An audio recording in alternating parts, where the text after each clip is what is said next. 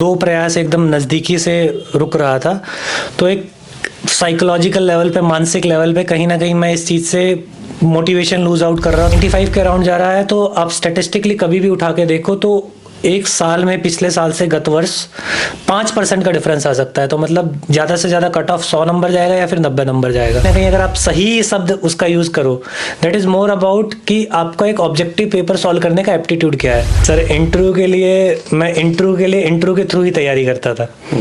तो मैंने लगभग 68 मॉक इंटरव्यू दिए थे इस दौरान। तो मैं वो आर्टिकल पढ़ता था और मैं अपने न्यूज़पेपर के नोट्स बनाता था। किसी एक डायरेक्शन में वो प्रयास करे जा रहा है और वहाँ उसे रिजल्ट नहीं मिल रहा है। लेकिन अगर आप साथ में अगर वहाँ प्रयास करते हो, वहाँ रिजल्ट नहीं मिल रहा, तो दूसरी जगह अगर आप प्रयास कर रहे हो, वहाँ रिजल्ट मिल रहा है, तो वहाँ से सेटिस्फेक्शन रहता है। इसके बाद आप ये जाने कि इस पे कौन कौन सी कीवर्ड्स हैं इसके अराउंड, फिर इस पे प्रेजेंट में क्या इश्यूज चल रहे हैं। Hello everyone, welcome to student. सभी हमारे साथ हैं पुलकित सर, जिनका 26 रैंक के साथ यूपीएससी में सिलेक्शन हुआ है। ये सर का तीसरा अटैम्प्ट था। लास्ट 2 अटैम्प्ट में सर इंटरव्यू के लिए अपेयर होते रहे हैं। तो हम सर से जानेंगे लास्ट 2 अटैम्प्ट में वो ऐसी क्या गलतियां करते थे जिनसे वो फाइनल लिस्ट में नहीं आ पाते थे। और सर का जो ऑप्शनल है वो मैकेनिकल इंजीनियरिंग है। तो आज हम तमाम प्रकार की जो बातें होती हैं वो सब इस वीडियो में कवर करेंगे। तो अभी तक आपने चैनल को सब्सक्राइब नहीं किया तो चैनल को सब्सक्राइब कर लीजिए, इस वीडियो को लाइक करें एंड आपके जो भी क्वेरीज होते हैं आप हमें इंस्टाग्राम एंड फेसबुक पर मैसेज कर सकते हैं।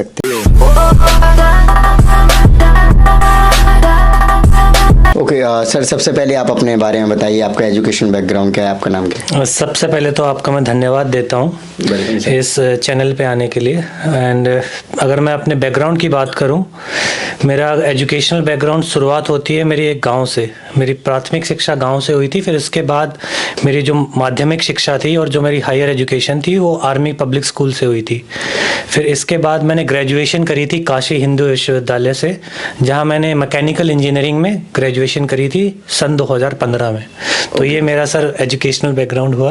ओके, सो 2015 में आपने ग्रेजुएशन कर लिया था। तो उसके बाद कब आपने यूपीएससी वगैरह का सोचा, या फिर मोटिवेशन कहाँ से आया कि आपको यूपीएससी वगैरह की प्रिपरेशन करनी? सर मोटिवेशन तो कहीं ना कहीं पहले से था, लेकिन 2015 के बाद मैं जॉब करी थी। मैंने 1.5 वर्ष डीआरडीओ मैंने जॉब करी थी। उसके साथ साथ मोटिवेशन मेरा सर कहीं ना कहीं अगर मैं कहूँ तो आया होगा सन 2011-12 के अराउंड।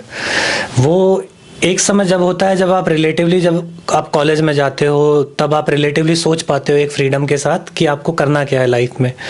तो वहाँ पहली बार मैं कह सकता हूँ कि मैंने सही में सोचा कि मुझे अपने जीवन में करना क्या है। जैसे आज के डेट में बाय डिफ़ॉल्ट इंजीनियरिंग करते हैं हम लोग, तो वहाँ पर ग्रेजुएशन के टाइम पर खुद की सोच थोड़ी कम होती है, पेरेंट्स की सोच ज़्यादा काम करती है।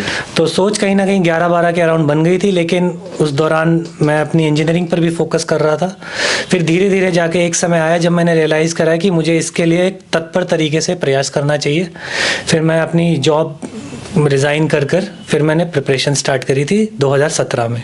ओके, सो आपने 3 अटैम्प्ट, तीसरे अटैम्प्ट में फाइनल लिस्ट में आए हो आप। तो सर लास्ट के जो 2 अटैम्प्ट थे वो कब दिए, उसका क्या रिजल्ट रहा, उसके बारे में बताइए। मैंने सर आखिरी 2 अटैम्प्ट अपने 2017 और 18 में दिए थे, और दोनों ही बार मैं काफ़ी कम अंकों से रहा था। तो अगर मैं गलती, जैसे आप कहो तो गलती नहीं थी उसमें मेरी, कुछ ना कुछ एक तरीके से समय मांगती हैं चीज़ें, तो समय चाहिए था और चीज़ों का। तो उसके लिए फिर मैंने 2019 का अटैम्प्ट ब्रेक लिया था एक।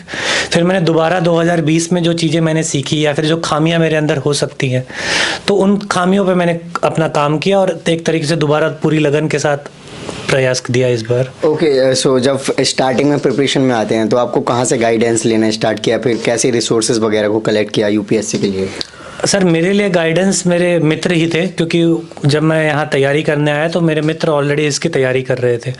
और इसके अलावा आज की डेट में सर मुझे सोर्स की कोई दिक्कत नहीं लगती। आप किसी भी टॉपर का ब्लॉग देख लीजिए, किसी भी इंस्टीट्यूट का ब्लॉग देख लीजिए, किताबें वही हैं। तो किताबें, ये फ़र्क नहीं पड़ता कि आप कौन सी किताबें पढ़ रहे हैं, फ़र्क ये पड़ता है कि आप किताबें कैसे पढ़ रहे हैं। क्योंकि किताबें सब वही पढ़ रहे हैं।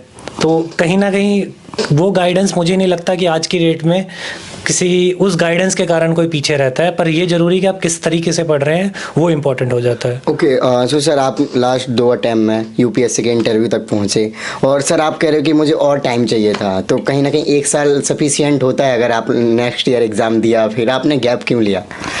सर गैप कहीं ना कहीं आप कह सकते हैं कि उस समय मैं 2 प्रयास एकदम नज़दीकी से रुक रहा था।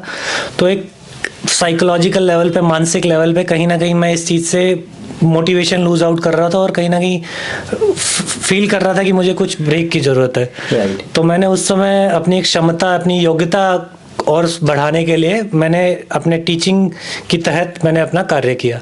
तो उस चीज़ में जैसे मैंने अपना दूसरा प्रयास देने के बाद मैं वहाँ उस तरफ अग्रसर हुआ। फिर मैंने रियलाइज़ करा कि मुझे इस चीज़ को थोड़ा और समय देना चाहिए। तो उसके कारण कहीं ना कहीं मेरा एक वो कैलकुलेटेड होता है कि मैं अपना वो टाइम किसी और चीज़ में स्पेंड करके दोबारा एक रिजुनेट करके दोबारा एफर्ट देने के लिए मैंने ये किया था। ओके, सो आपने बोला कि मोटिवेशन लूज करने लगे थे, तो दोबारा से मोटिवेट होने के लिए, फिर मोटिवेशन के लिए आप क्या करते थे? सर एज सच मोटिवेशन मेरे लिए सिंपल फंडा एक यही है, जैसे कहीं ना कहीं इस चीज़ में भी वही रिवील होता है कि मेरा मोटिवेशन सिंपल है कि अगर मुझे करना है तो करना है, नहीं तो नहीं करना है। तो मेरा मोटिवेशन यही है। जैसे मोटिवेशन लूज आउट इसलिए हो रहा था क्योंकि मुझे कहीं ना कहीं एक अपॉर्चुनिटी कॉस्ट दिख रहा था कि जो कुछ मैं कर रहा हूँ उसकी बजाय अगर मैं कुछ और कर रहा होता तो हो सकता है मैं कुछ बेहतर कर रहा होता। तो उस समय मुझे ऐसा लगा कि अब मुझे ये करना चाहिए, और मुझे ये भी लगा कि अब कुछ समय देने का भी समय आ गया है कि अब मुझे समय देना चाहिए ताकि मैं चीज़ों को एक बार दोबारा देख सकूं।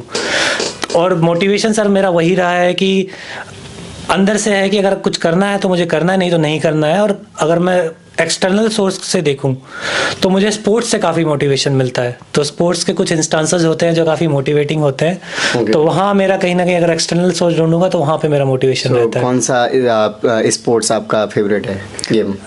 सर फेवरेट तो ऐसे भारत में है तो क्रिकेट ही फेवरेट रहता है एक तरीके से। और यहाँ पे भी मैं पर्सनली कुछ पर्सनालिटीज़ से, कुछ इंस्टांसेस से काफ़ी रिलेट करता हूँ। इसके अलावा मैं हाल फिलहाल में पिछले गत 2-3 वर्षों से फार्मूला 1 रेसिंग भी काफ़ी फॉलो कर रहा हूँ। Okay, that's nice. Okay, so sir आप अपनी प्रीलिम्स की स्ट्रैटेजी के बारे में बताइए कि प्रीलिम्स के लिए आपने क्या स्ट्रैटेजी फॉलो करी, क्या बुक्स फॉलो करी, कैसे टाइम को मैनेज किया? सर प्रीलिम्स के लिए मैं कहीं ना कहीं भगवान का शुक्र अदा करना चाहूँगा क्योंकि प्रीलिम्स एक ऑब्जेक्टिव पेपर है। और कहीं ना कहीं पिछले बचपन से ही, जैसे अगर मैं अपने बैकग्राउंड में भी जाऊँ तो ऑब्जेक्टिव पेपर ही सॉल्व करते आया हूँ मैं। मतलब अगर मैं जेई की भी बात करूँ, जब मैंने एडमिशन लिया था, कोई भी एग्ज़ाम की बात करूँ तो ऑब्जेक्टिव एग्ज़ाम देता आया हूँ। तो कहीं ना कहीं एक एप्टीट्यूड था मेरे अंदर ऑब्जेक्टिव पेपर करने का। इसके अलावा एक चीज़ का मैं खास तौर पर ध्यान रखता था कि प्रीलिम्स अगर मेरा क्वालिफाई नहीं होता है तो मेरी गलती होगी। क्योंकि अगर आप देखें कट ऑफ जा रहा है 95 के अराउंड, तो कट ऑफ 95 के अराउंड जा रहा है तो आप स्टैटिस्टिकली कभी भी उठा के देखो तो एक साल में पिछले साल से गत वर्ष 5% का डिफरेंस आ सकता है। तो मतलब ज़्यादा से ज़्यादा कट ऑफ 100 नंबर जाएगा या फिर 90 नंबर जाएगा। तो मुझे एक चीज़ ये क्लियर रहती थी, मुझे बस ये पेपर क्वालिफाई करना है, इसमें 150 नंबर नहीं लाने हैं। तो मैं उस लिहाज से अगर मैं देखूँ, अगर मैं 105 या 110 नंबर भी टारगेट करता हूँ तो मुझे 55 सवाल सही करने हैं। अब 55 सवाल सही करने हैं तो मेरे को अपनी एक्यूरेसी का अंदाजा है। जैसे मुझे पता है कि मेरी एक्यूरेसी कहीं 80 से 85% है, तो मैं उस हिसाब से कहीं 80 से 85 के बीच में सवाल अटेंड करने की सोचूंगा। तो इस चीज़ को मैं क्लियर लेके चलता था कि मुझे वहाँ पैनिक नहीं होना है नए सवाल देखकर।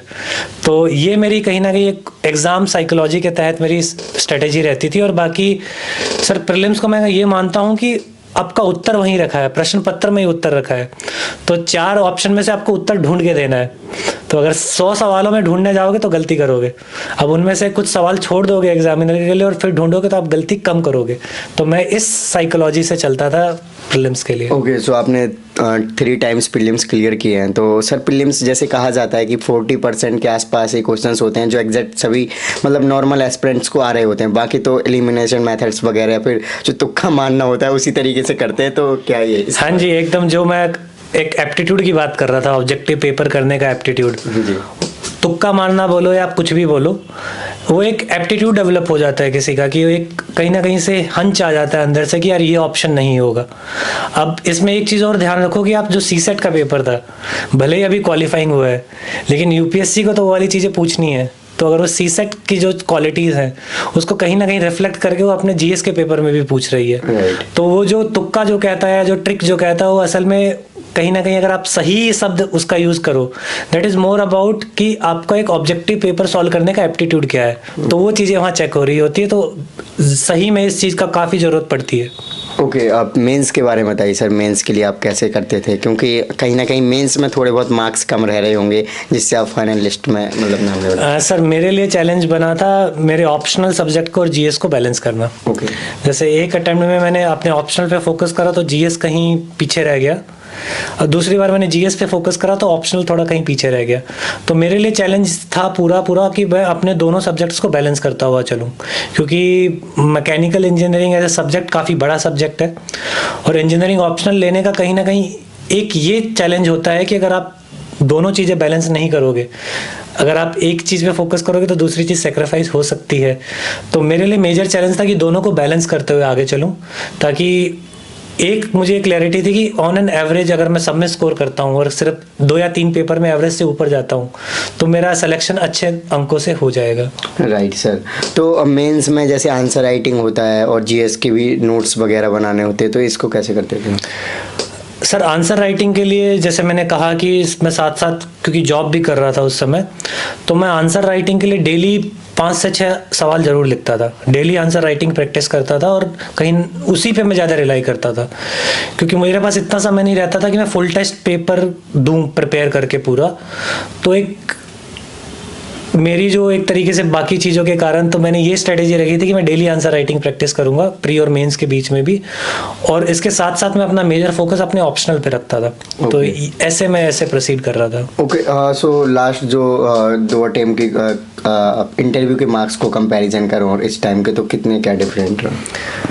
इंटरव्यू मेरा हमेशा ही अच्छा गया है। जैसे पहले मेरे 170 के अराउंड थे, इस बार मेरे 190 नंबर है, तो वहाँ पे भी 20 नंबर की बढ़ोतरी है। ऐसे ही 2-3 पेपर में और ऐसे 15-20 नंबर की बढ़ोतरी थी, जिसके कारण मैं आज यहाँ बैठकर आपसे वार्तालाप कर रहा हूँ। Yes, okay. सो आपने जो बोला कि आपने जो टाइम दिया था, तो उस टाइम में किन चीज़ों को इन्हांस किया या फिर जो कमियाँ थी, कमियाँ नहीं कह सकते, जो भी कमी रहती थी उसको पॉलिश किया या फिर उसको? मेरे साथ सर ये था कि मैं एक इंजीनियरिंग बैकग्राउंड से आ रहा था और इंजीनियरिंग ऑप्शनल से ही तैयारी कर रहा था, तो मैं चीज़ों को लेकर काफ़ी ऑब्जेक्टिव रहता था। तो एक जो आंसर लेखन की जो शैली है उसमें एक आपको डिस्क्रिप्टिव अप्रोच भी रहनी चाहिए। तो डिस्क्रिप्टिव अप्रोच कहीं ना कहीं मिस हो रही थी। अगर मैं सिंपल एग्जांपल से मैं ये बताऊं कि मुझे ये पता था कि आर्टिकल 21 में क्या लिखा है, राइट, तो मैं उसको मेंशन करूंगा। इस बार मैंने क्या किया, उसको मेंशन करने के साथ मैंने ब्रैकेट में आर्टिकल 21 भी लिख दिया। तो इन्हीं चीज़ों से एक अंतर आने लगता है। अगर आप इन चीज़ों को स्पेसिफिकली लिखने लगते हो तो वही अंतर आधे पौने नंबर का आता जाता है और वहीं से एक डिफरेंशिएटर हो जाता है। तो मैंने ये आइडेंटिफाई कर लिया था कि मुझे इन चीज़ों को मेंशन करना आता था मुझे, लेकिन वो एक ऑब्जेक्टिव माइंडसेट के कारण मैं उनको ज़रूरी नहीं समझता था। तो जो मुझे थोड़े प्रोसेस के बाद समझ में आया कि एग्जामिनर इन पे भी नंबर देता होगा, सिर्फ एनालिसिस से काम नहीं चलेगा, आपको उसके अंदर कंक्रीट फैक्ट्स लिखने पड़ेंगे, कंक्रीट चीज़ें लिखनी पड़ेंगी। Right sir. Okay, so sir interview के लिए आप खास तौर पे क्या तैयारी करते हो? सर इंटरव्यू के लिए इंटरव्यू के थ्रू ही तैयारी करता था। तो मैंने लगभग 68 मॉक इंटरव्यू दिए थे इस दौरान, लॉकडाउन लगने के बाद। ओके, सो 68 कहाँ पे दिए वैसे? मैं सर जो मुझे कहता था मैं वहाँ दे देता था। सच मतलब मुझे आगे से कई बार कॉल भी आता था। और एक समय तो ऐसा हुआ था कि इंटरव्यू देना मेरी हॉबी बन गई थी। मैं मतलब लॉकडाउन के समय, दूसरे लॉकडाउन में सुबह उठता था और बस एक चेक करता था कि आज किसका मॉक इंटरव्यू देना है। और मैं मॉक इंटरव्यू एकदम अनप्रिपेयर्ड देता था। ऑनलाइन मॉक इंटरव्यूज चल रहे थे इस बार, तो मैं देता था, अपना रिएक्शन देखता था वहाँ पे। फिर रिएक्शन देखने के बाद मैं फिर बाद में एनालाइज करता था कि इसका बढ़िया उत्तर क्या हो सकता था। हाँ, लेकिन इस चीज़ में मैं एक चीज़ और मेंशन करना चाहूँगा कि ये मैं इसलिए कर पाया क्योंकि इस बार कहीं ना कहीं 3 से 4 महीने का समय मिला था इंटरव्यू की तैयारी का। और बीच में मैंने ये चीज़ फेस भी करी थी कि इतना ज़्यादा करने पे आप एक तरीके से रोबोट की तरह काम करने लगते हैं। yes. तो इसके साथ साथ मैंने ये इंश्योर करा था कि आखिरी के 15 दिन में मैंने कोई इंटरव्यू नहीं दिया था, और बीच में भी मैंने 10-1 दिन का गैप लिया था। जब मैंने ये रियलाइज़ करा कि कोई मुझसे सवाल पूछता है तो उत्तर कहीं ना कहीं ऐसा लगता है कि ये रोबोट बैठा रखा है। तो उस चीज़ का मेरे को उसके कारण केयर करना पड़ा था। अदरवाइज मैंने अपने इंटरव्यू की तैयारी इंटरव्यूज़ के थ्रू ही करी थी। ओके, सो सर जो मॉक टेस्ट वगैरह होते हैं, चाहे वो प्रीलिम्स की बात करें या फिर मेंस की, तो वो कितने इंपॉर्टेंट रहे आपके? काफ़ी इंपॉर्टेंट रहते हैं, पर मैं अपने उसके कारण मॉक टेस्ट दे नहीं पाया इतने। जैसे मैं मेंस की टेस्ट सीरीज़ नहीं लिख पाया फुल लेंथ, कहीं ना कहीं मुझे उसका खामियाजा भी भुगतना पड़ा। लेकिन काफ़ी अहम होते हैं। जैसे मैं अपने अगर पहले प्रीलिम्स की बात करूं तो उस समय मैंने कहीं ना कहीं 70 से 80 प्रीलिम्स के मॉक टेस्ट दिए होंगे। उनका अपना उत्तर बनाता था, एक शॉर्ट नोट्स बनाता था। इसी लिहाज से आपके, जैसे मैंने आपको इंटरव्यू का बताया, उसी लिहाज से हर चीज़ में मॉक की इम्पोर्टेंस होती है, और आज की डेट में वो मॉक कहीं ना कहीं आपको प्रैक्टिस में ढालता है, जिसके ढलने से आपको चीज़ें खुद समझ में आती है और आप खुद समझ पाते हैं। Right sir. ओके, और सर जैसे कि करंट अफेयर्स होता है, तो करंट अफेयर्स के लिए आप क्या करते थे? करंट अफेयर्स के लिए मैं अखबार ज़रूर पढ़ता था। मैं इंडियन एक्सप्रेस पढ़ता था, और अगर कोई अच्छा आर्टिकल मुझे हिंदू में मिलता था तो मैं वो आर्टिकल पढ़ता था। और मैं अपने न्यूज़पेपर के नोट्स बनाता था। न्यूज़पेपर के नोट्स इस तरीके से बनाता था कि मैं एक पेज में अपना एक न्यूज़पेपर का नोट्स बनाऊंगा। साथ में मैं महीने के एंड में मंथली न्यूज़ मैगजीन कंपाइलेशन भी रेफर करता था, पर मैं उसमें इतना ज़्यादा फोकस नहीं करता था। फिर जो आखिरी में एंड में जो ईयरली कंपाइलेशन आता था उसके साथ मैं ऐड करता था। तो एक न्यूज़पेपर रोज का, साथ में मैं मंथली जो मैगजीन आती है, मंथली करंट अफेयर का कंपाइलेशन आता है, उसको रेफर करता था, लेकिन फोकस करता था उसके जो एंड वाला जो कंपाइलेशन आता है उसके ऊपर। ओके, सो टाइम टेबल आप क्या फॉलो करते थे सर? टाइम टेबल मेरे लिए काफ़ी इंपॉर्टेंट होता था, क्योंकि मुझे सारी चीज़ें बैलेंस करनी होती थी। अगर मैं जॉब भी कर रहा था तो मुझे जॉब को भी देखना होता था। तो मेरा टाइम टेबल, अगर एक अच्छा दिन अगर मैं कहूँ तो अपने अच्छे दिन पे मैं सुबह 5 बजे उठकर, 5 साढ़े 5 बजे उठकर 2 से ढाई घंटे की सेटिंग लगाऊंगा। फिर उसके बाद में जो मेरा टू डू लिस्ट जो मैंने बनाया होगा उससे पहले दिन, उसको प्रायोरिटाइज करके जो मुझे बाकी काम करना उसको करूँगा। फिर मैं बस ये इंश्योर करूँगा कि उस दिन में मैं कुछ ऐसा अचीव करूँ कि जो मुझे पिछले दिन नहीं आता था। तो इस लिहाज से मैं अपना दिन प्रिपेयर करता था, तो और एक ही दिन पे फोकस करता था एक समय में, आगे तक का टाइम टेबल नहीं बना पाता था। ओके, सो कुछ रेफरेंस बुक हैं जो कि हर स्टूडेंट्स को पढ़नी चाहिए, तो वो कौन सी नहीं है आपके? सर सच मैंने वही बोला कि इन किताबों की लिस्ट हम किसी भी टॉपर के ब्लॉग से देख सकते हैं, तो रेपिटेशन ही होगा कहीं ना कहीं। अगर आप कहो तो मैं कह देता हूँ, जैसे मॉडर्न हिस्ट्री के लिए स्पेक्ट्रम हो गई, पॉलिटी के लिए लक्ष्मीकांत हो गई। तो इस टाइप की किताबें वही मैं दोबारा दोहराऊंगा, किताबें वही हैं, लेकिन किताबें आप पढ़ते कैसे हो वो डिपेंड करता है। Okay, so let's come NCERT sir. तो एनसीईआरटी कौन सी पढ़ते हो सर आप? मतलब सारी पढ़ते थे 6 सेट, और या फिर कुछ सिलेक्टेड एनसीईआरटी? मैंने एक समय सारी रीडिंग करी थी एनसीईआरटीज़ की, उसके बाद सेलेक्टिव करी थी। एनसीईआरटीज़ का मैं तो यहाँ देखता हूँ कि देखिए, एनसीईआरटी जो है उसको सरकार रिकॉग्नाइज करती है, और सरकार जो एनसीईआरटी बनाती है वो चाहती है कि एक 15 से 16 की उम्र का आयु का जो बालक या बालिका है उसको वो पढ़े। वो ये चाहती है कि ये मैसेज वो एक पर्टिकुलर पर्सन लेकर आगे बढ़े। तो मैं ये समझता हूँ कि एनसीईआरटी ये समझना जरूरी है कि सरकार क्या चाहती है, आपको कैसी सोच चाहती है। तो मैं उस लिहाज से एनसीईआरटी जरूर पढ़ता था, और इनफैक्ट कई बार मैं एनसीईआरटी में जो आइडिया होता था उसको एलैबोरेट करने के लिए मैं अपना एडिशनल वैल्यू एडिशन करता था। तो एनसीईआरटी एक बार पढ़ना एटलीस्ट इंपॉर्टेंट है। अगर आप एक बार उसको पढ़ते हैं तो आपको पूरी समझ आती है कि किस तरीके से चीज़ें बताई जा रही हैं। हाँ, लेकिन दूसरी बारी में आपको रैशनलाइज करना पड़ेगा कि कुछ सेलेक्टेड एनसीईआरटीज इंपॉर्टेंट है और कुछ को नहीं पढ़ना है। एनसीईआरटी में मैं एक चीज़ और बताना चाहूँगा कि एनसीईआरटी से सवाल आना बहुत मुश्किल है, लेकिन वो एक तरीके से आपकी नींव रखता है। वो नींव अगर मजबूत होगी तो जो आपकी जो ऊपर की बिल्डिंग है वो भी काफ़ी स्ट्रॉन्ग रहेगी। Right sir. Okay, so sir कहीं ना कहीं इसके लिए आपने 3 से 4 साल दिया है अप्रोक्स, तो सर इसमें एक मेंटल सपोर्ट की ज़रूरत होती है। जैसे आप जॉब करते रहे, तो क्या जॉब ने आपके मेंटल जो होता है कि अब 3-4 साल हो गए इंटरव्यू दे रहे हो नहीं रहा है, तो कहीं ना कहीं डिमोटिवेशन आता है, तो उस टाइम पे कैसे क्या? हाँ, मैं हमेशा जॉब ने मुझे काफ़ी हेल्प करा, क्योंकि मैं हमेशा बिलीव करता हूँ कि आदमी को प्रेजेंट में रहना चाहिए। तो मैं हमेशा अपने जॉब पे भी फोकस रखता था, और मैं भी यही समझता हूँ कि इस तरीके से अगर हम चीज़ों को लेकर चलते हैं तो ये जो डिमोटिवेशन वाला फैक्टर है वो कम रहता है। देखो, डिमोटिवेशन आदमी हतोत्साहित तब होता है जब किसी एक डायरेक्शन में वो प्रयास करे जा रहा है और वहाँ उसे रिजल्ट नहीं मिल रहा है।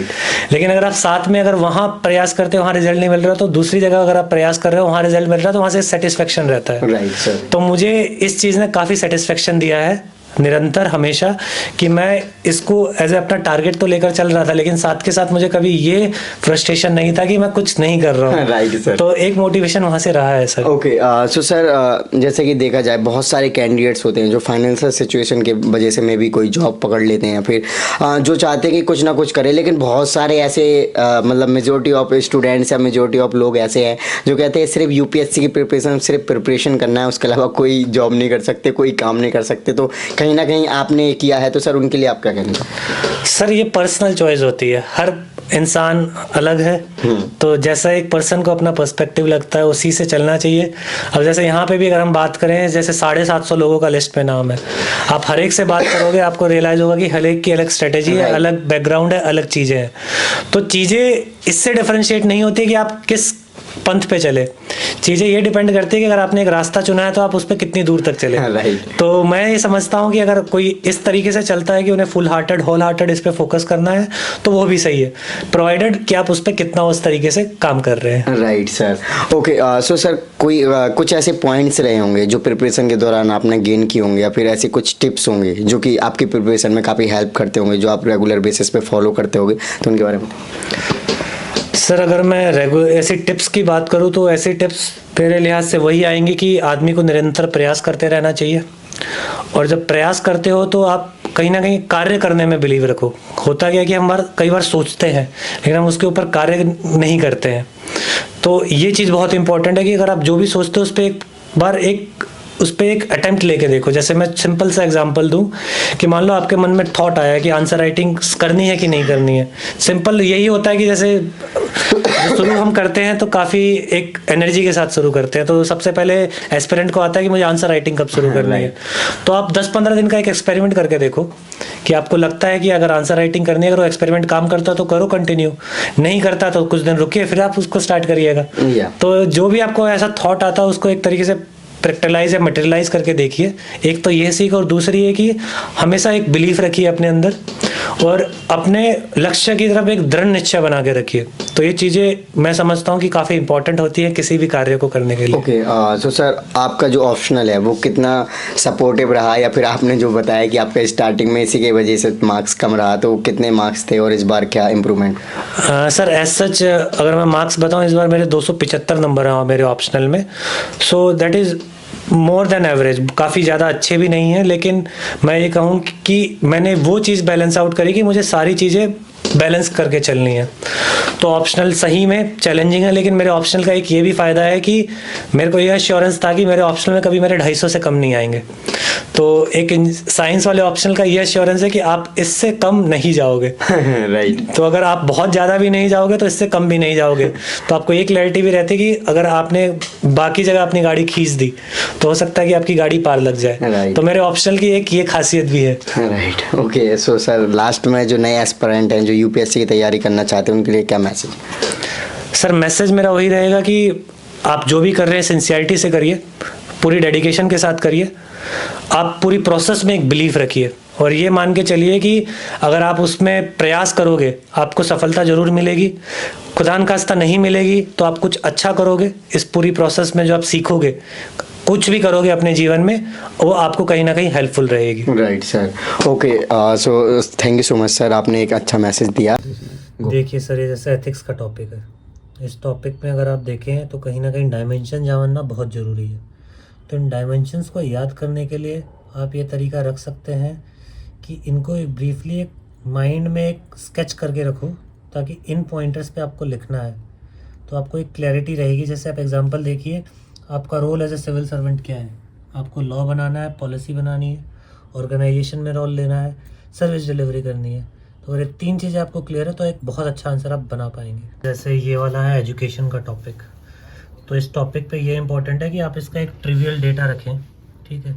अब डेटा के बाद आप ये जानें कि इस पर कौन कौन सी कीवर्ड्स हैं इसके अराउंड, फिर इस पे प्रेजेंट में क्या इश्यूज चल रहे हैं, और इसका फ्यूचर अगर सुधारना है तो वे फॉरवर्ड किन के अराउंड हो सकता है, बेस्ट प्रैक्टिसेस क्या हैं।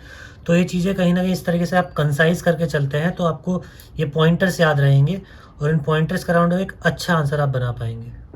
सो गाइस, देखा सर ने अपनी जर्नी को आपके साथ डिटेल में शेयर किया, साथ में उन्होंने अपने प्रीलिम्स, मेंस और इंटरव्यू के बारे में बताया कि उन्होंने किस प्रकार से किया, और लास्ट 2 अटैम्प्ट के बारे में भी बताया उन्होंने। सो आई होप आपको ये वीडियो अच्छी लगी होगी, तो इस वीडियो को लाइक करें, और अभी तक आपने चैनल को सब्सक्राइब नहीं किया तो चैनल को सब्सक्राइब कर लीजिए। एंड आपके जो भी क्वारीज होते हैं आप हमें इंस्टाग्राम एंड फेसबुक पर मैसेज कर सकते हैं। इन सभी के लिंक वीडियो के डिस्क्रिप्शन में। जय हिंद।